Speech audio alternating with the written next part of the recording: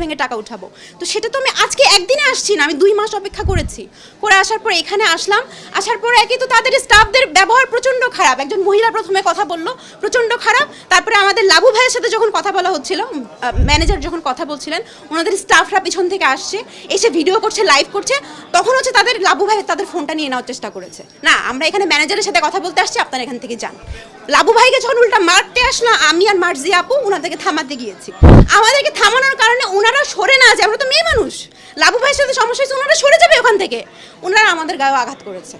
আমরা এখানে আমাদের পরিশ্রমের টাকা, আমাদের নিজের পরিশ্রমে আমি কষ্ট করে টাকা ইনকাম করি, সেই টাকা নেওয়ার জন্য আমি কি এদের কাছ থেকে মারধর খেতে এসেছি? আমাকে কি তারা মারধর করবে?